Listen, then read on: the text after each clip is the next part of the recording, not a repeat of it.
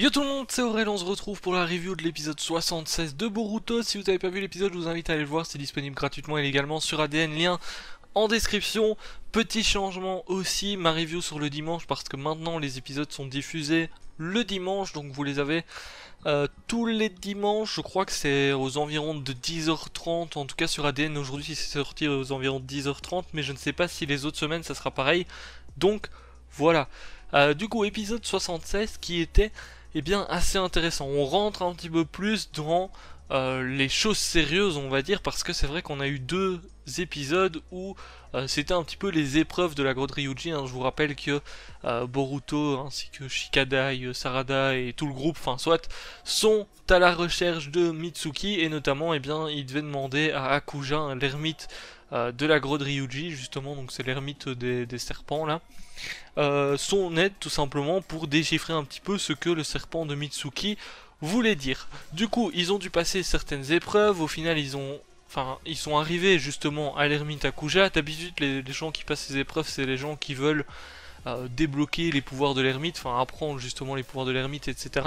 Ici, c'était pas le cas pour Boruto, etc. Donc c'est vrai que j'ai vu certains qui râlaient un petit peu par rapport aux épreuves, notamment sur internet, sur les avis qu'il y avait eu sur les épisodes précédents, parce que les épreuves étaient des épreuves un petit peu random, du coup n'importe qui au final pouvait les réussir.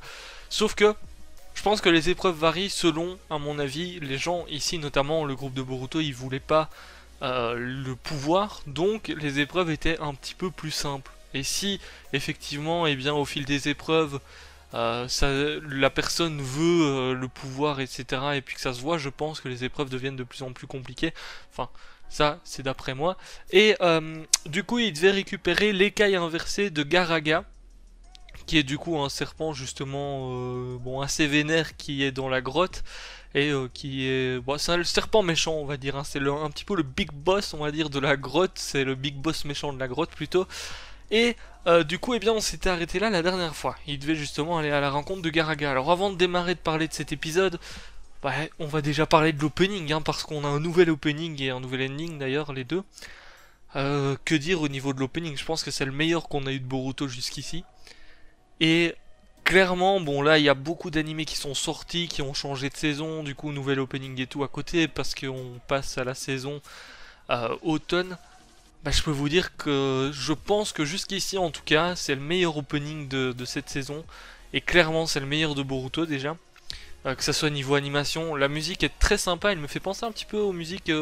c'est un petit peu dans le style My Hero Academia, j'ai l'impression. Quand j'écoute l'opening, je me dis que c'est du My Hero Academia. Ça doit être à mon avis un des groupes qui a déjà fait une musique pour MHA du coup.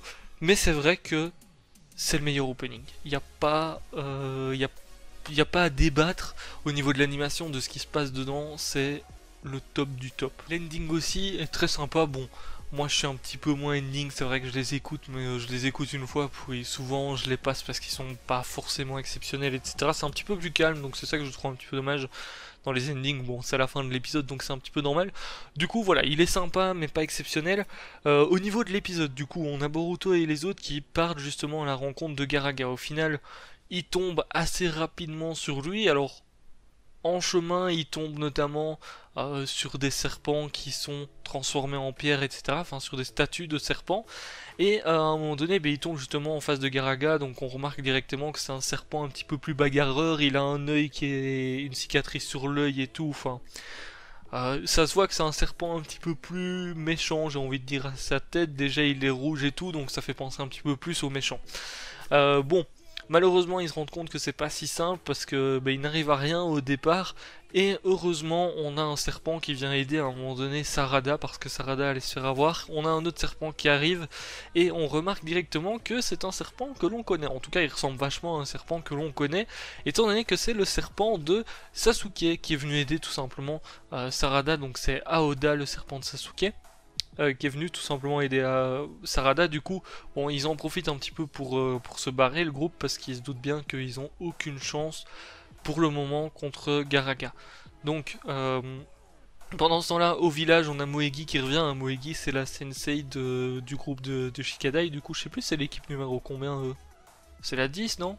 J'ai peur de me tromper. Et du coup, donc elle revient au village, elle dit que effectivement Shikadai et tous les autres sont partis avec Boruto au final pour les aider. Donc bon, c'est vrai qu'il y a tout le monde qui commence à se poser des questions, et notamment Shikamaru, parce que il y a Moegi qui revient avec la pièce cavalier là du jeu qui joue, je sais plus comment est-ce qu'il s'appelle le jeu, bon soit on s'en fout. Du coup bon, Shikamaru il comprend un petit peu les intentions de Shikadai, et notamment eh bien il y a l'un des moyennes classes, donc des ninjas qui s'est fait attaquer justement par Mitsuki quand il protégeait le village, qui se réveille petit à petit. On apprend notamment qu'il y a certainement un infiltré dans le village qui a accès justement au bureau, etc. du Hokage, parce que eh bien, les personnes avec qui est parti Mitsuki sont certainement au courant de qui est Mitsuki, de comment est-ce qu'il a été créé, vu que bon, c'est pas vraiment... il est pas né comme tout le monde, quoi, tout simplement, il a plutôt été créé. Du coup, ça veut dire qu'il y a un infiltré, tout simplement, parmi les gens du village, et notamment parmi ceux qui ont accès un petit peu plus au bureau du Hokage, etc. Notamment, on a un nouveau personnage qui est présenté, c'est Yurito, dans cet épisode-ci, qui assiste un petit peu, enfin, qui fait passer les messages, c'est un messager, tout simplement, qui fait passer les messages, notamment entre...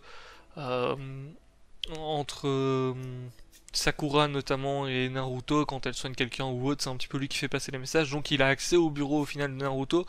On se doute bien du coup à partir de ce moment-là que c'est lui l'infiltré, et puis bon à un moment donné ça se voit parce qu'ils font un petit zoom sur sa tête où il est en mode vénère, donc ça se voit directement, pas de surprise à ce niveau-là, directement quand on l'a vu et qu'on a su qu'il y avait très certainement un infiltré, on a fait le rapprochement hein, très clairement. Du coup, d'un autre côté, il y a Boruto, etc. qui vont retenter leur chance, mais cette fois-ci alliés justement au serpent de Sasuke. Donc ils décident de donner un assaut. Le souci c'est que Garada envoie du poison vers Shosho qui s'était transformée en grande, qui avait fait son grossissement. Et malheureusement eh bien, elle se fait transformer en pierre aussi. À partir de ce moment-là, c'est un petit peu compliqué.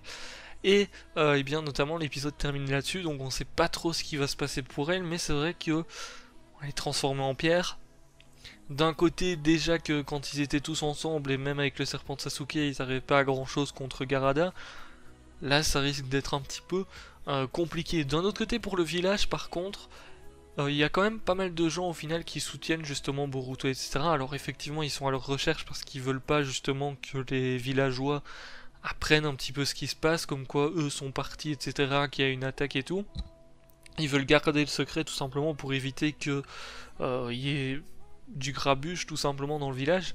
Mais bon, d'un autre côté, on voit Sakura notamment qui soutient à 100% Sarada parce elle parle avec Hinata à un moment donné, et puis elle dit que si Sarada a choisi d'aider Boruto, c'est que elle a confiance, etc. Donc bon voilà, pareil pour Hinata. Elle a confiance, Shikamaru aussi il a confiance en Shikadai, donc il les recherche parce que pour le moment ils sont comme des déserteurs, mais ça se voit que voilà, ils ont une petite hésitation quand même, ils savent que s'ils font ça c'est pas pour rien les enfants, donc qu'ils ont très certainement hyper confiance en Mitsuki, et que peut-être Mitsuki n'y est pour rien, il se fait manipuler ou autre, ou il a de bonnes raisons d'avoir attaqué tout simplement le village. Du coup, l'épisode termine là-dessus, donc on va terminer cette petite review. J'espère en tout cas que ça vous aura plu. N'hésitez pas à lâcher le petit pouce bleu si c'était le cas. Moi je vous laisse là, je vous dis à très bientôt. Ciao, bye bye.